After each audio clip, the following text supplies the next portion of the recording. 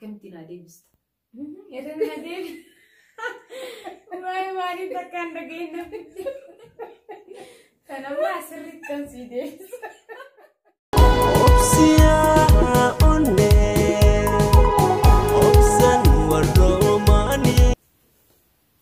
Ashama arkafuni orduftu Rahel Tubiti arganne tubi haraka arganne yokin Rahel esa jirti esa targimti wajettani kizi hunduma ka manuma arabati targama kizi hunda mana araba dalaga wajennes bayira kisada kizi tokko sakkanatti ka artistota bareedo fakkaanne kanatti gadi ba'uun gaariidhaan isin jedha kanaaf ashama arkafuni jirra nageenyi jaalalli bakka jirtan hundumatu isiniif baay'atu akka nagaanaaf taatan abdii guddaan qaba kanaaf egaa har'a istiidiyoo umma afnaanitti argama umma afnaan kuno istiidiyoo kana fakkaata nu bantee nu affeerteerti meeqa affeerra ishiitu na affeere garuu anatu gaafii gaafata kaanii beektumooti kanaaf umma afnaan ofaa beeksistuuf saniin boodammoo kara kiyyatti deebi'a jechuudha.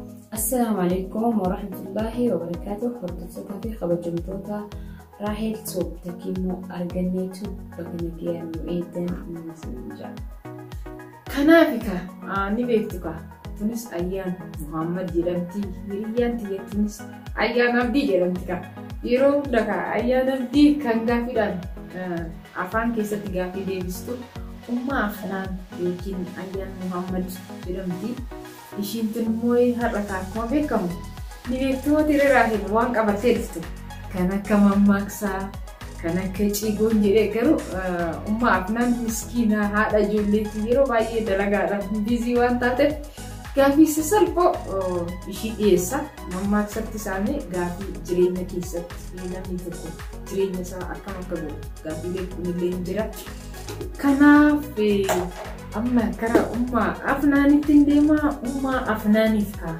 gaafii mammaaksatan ishii gaafadha yaada itti fakkaata yaada naannoo isaaniitiin afaan naannoo ishiitiin akka barbaadetti deebisuu dandeessi akkuma jennee ka Oromiyaan naannolee 11 qabdi naannolee 11 keessatti iyyuu loqonni keenya gargari garuu hiikasaa maal akka inni dabarsuu ni dandeenya Oromoo taane naannolee hundarraa godinaalee hundarraa afaan dubbatamu sirriitti dandeenya akkuma isaaniitti loqoda sana sirriitti haasa'ullee hubanne Shawaa olaallee Hararoo olaallee Baalee olaallee Arsii olaallee Oromootti tokko ta'ee loqonni keenya kan keessatti caccabuu fi kan keessatti sirriitti dubbatamu jira kanaaf ka umma afnaaniif gaafiin dhiyeessatu keessummaan keessa namaa hin beekne gaggaafii guddatti jechuun imee karaa yaadatitti yoo diddiirtu أكن تنادي بس إذا نادي ما تكان دقينا keessummaan keessa namaa hin beekne gaggaafii guddisti yookiin guddatti nama wareettudha takkaan dhageenyaa daawwattoota kiyya afaan Oromoo qaqqana dhageenyaa dhugaa dubbachuu kanaaf egaa dhageen beeku jechaati ummaa afnaan isiniin jedheera miskiina dheetan gaafii xiqqaa kana dhiyeesseefi garuu ummaa afnaan deebisuu hin dandeenye keessummaan keessa namaa hin beekne gaggaafii guddatti jedhe Oromoo maaliif namni haaraan tokko yookiin yoo namatti siqu keessa kee baruudhaaf wantoota baay'ee si gaafataa naannoo kee yookiin immoo jireenya kee kanaaf keessummaan keessa namaan beekne gaggaafii guddattee egaa ummaa afnaan takkaan kuftee akkam akka goone hin beekne ammas akkasumatti harkaa ittaan harkanaa kanarree sirriitti deebisuu qabdi dhaggeeffadhaa ka hordoftoonni kiyyas ummaa afnaanis akka ishiin dandeessutti gaafiin kun gaafii mammaaksatti haasaan ta'u malee gaafilee naannoo ishiitti kanaaf gaafii salphaadha jedheen ishiidhaa dhiyeesse kanaaf ummaa afnaan ka gaafiin kiyya ammasitti dhufa mana falti alaqqashti yoo nama tokko hin jennu maaliif ibsu keenya.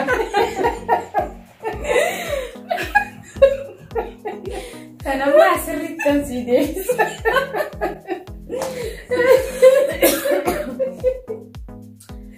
Egaa gaafii duraa waan kufeef jecha gaafii tana ajaa'ibaan laafite bahin anu deebisuuf qophii.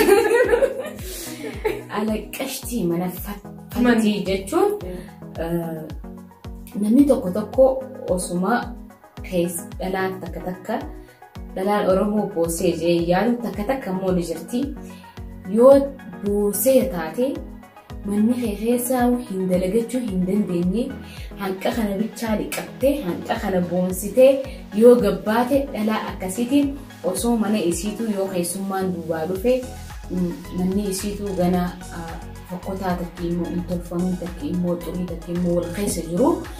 Isiin ammoo hoggaa hulaara dhaabbattu boontee nama alaamanni hundi keessisii hundi ittiin hafin qulqullinaan jechuudha. Saffakkaatti nama akkasiitiin alaqqashtii mana fattii jedhama. Ayyoo kanaan amma afnaan har'a akkanatti hin deebiste sirriidha. Alaqqashtii mana fattii kan jedhamu namoota hojiidhanis taate jireenyanis taate namoota tokko amma yeroo laaltan agartanii yeroo laallee namoota bakka akka shilabbii jedhamanii beekaman maal ta'ure dhaqanii yoo nama bira gahan yookiin immoo gaafa jireenya qabatan bakka adabuuf godhanii mana nama biraa yookiin akka nama namaa gadii tokkotti ilaalanii ofuma bichaa boonsuu jechuudha yoo karaa biraatiin ilaalle. Kanaaf gaafiin kiyya akkana fakkaata. Ammas gaafii mammaaksa laatii gaafii waa'ee jireenyatii ummaa afnaaniif sababni gaafii kana kennuuf sababan qaba. Ishiinillee sababa isaa isinitti kanaaf yeroo baay'ee kan namni keenya akkuma beekamu jaalala jechuun maallaqni yoo jiraate jaalala maallaqatu bitaa jedhu kana ummaa afnaan maaliif ishii gaafadhe ishiin jireenya jaarsaaf jaartii keessa at least waggaa 8 waggaa 7 ol jiraatte.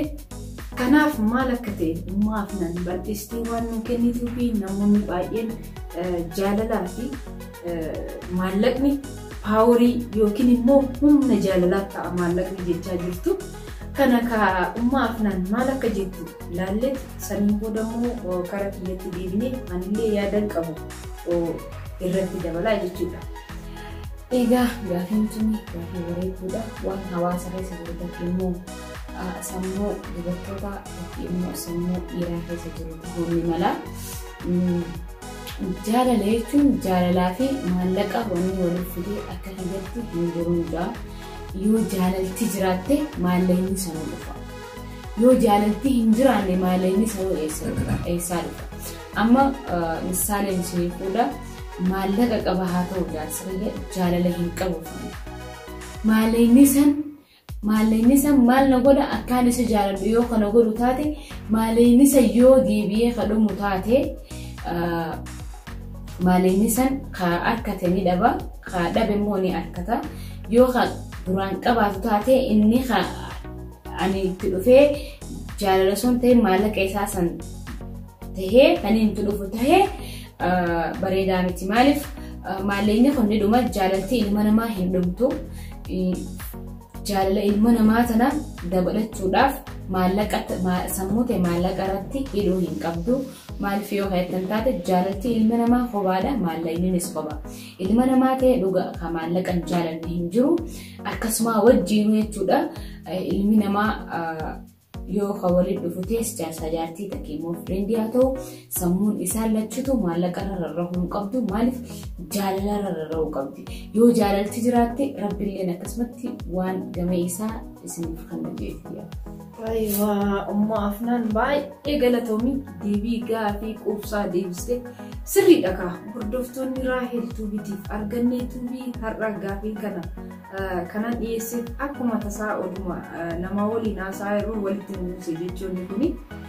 Kanaaf nama maallaqa gonkuma walitti fidina maaliin maallaqa yeroodhaaf yookiin sitti itti fayyadameetuma deemuun hawwate nama jaalala yeroo jechuudha.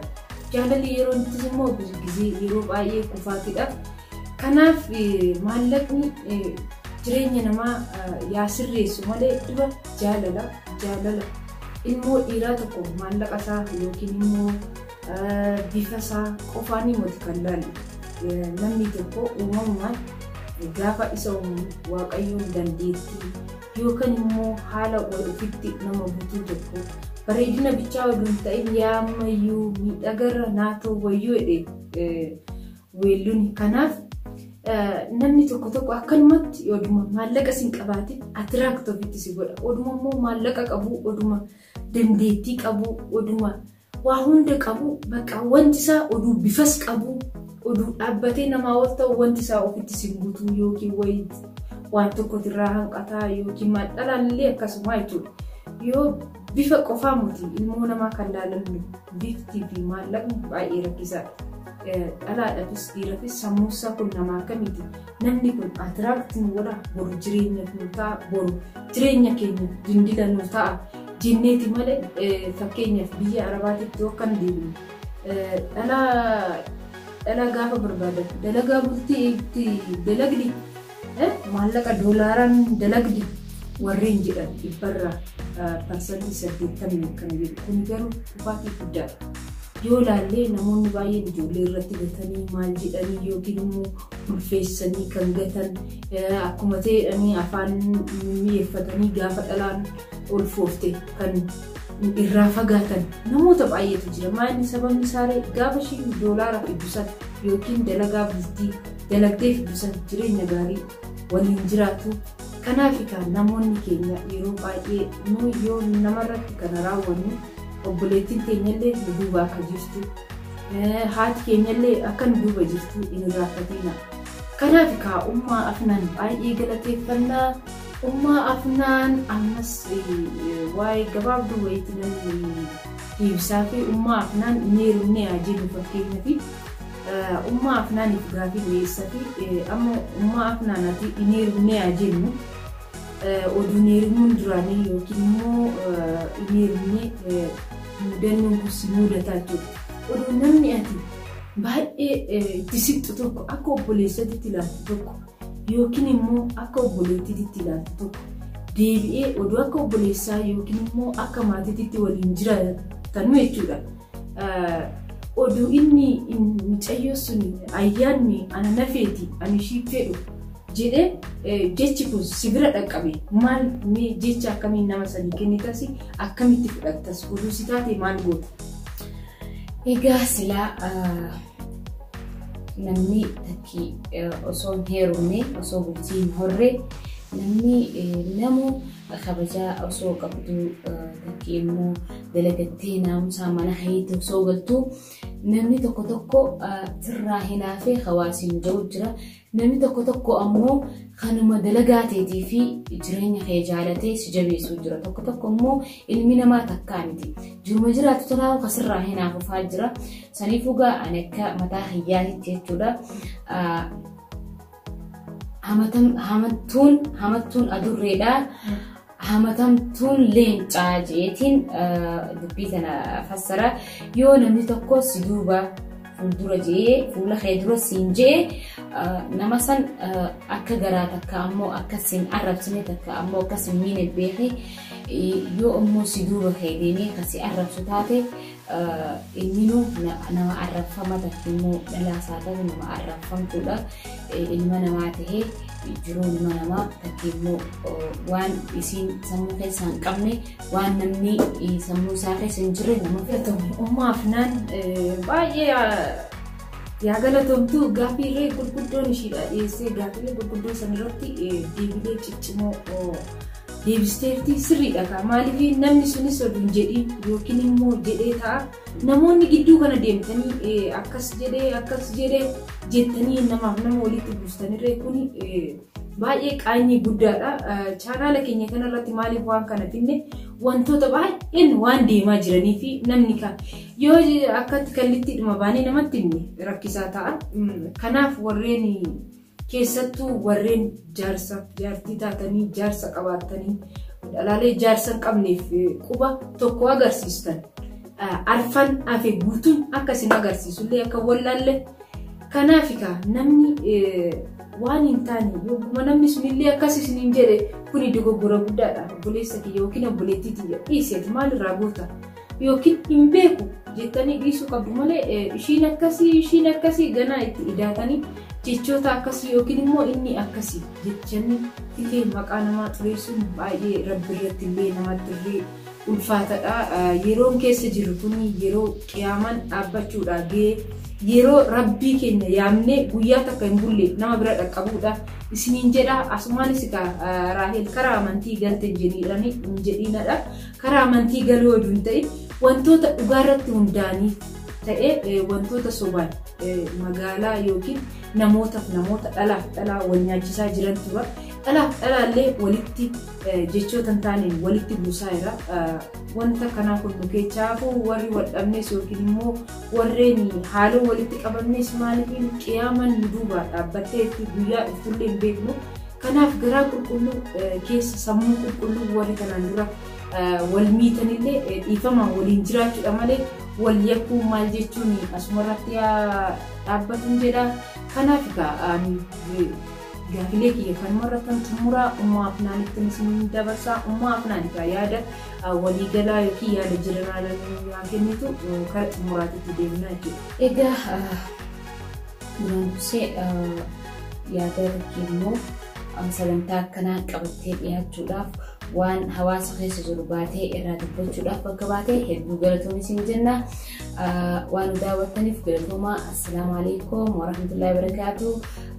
Yaada keessan waan adda addaa koomentii jala nuuf kaayaa. Inshaallah itti fufnaan qophiin akkanaa akkuma itti fuftee jirti.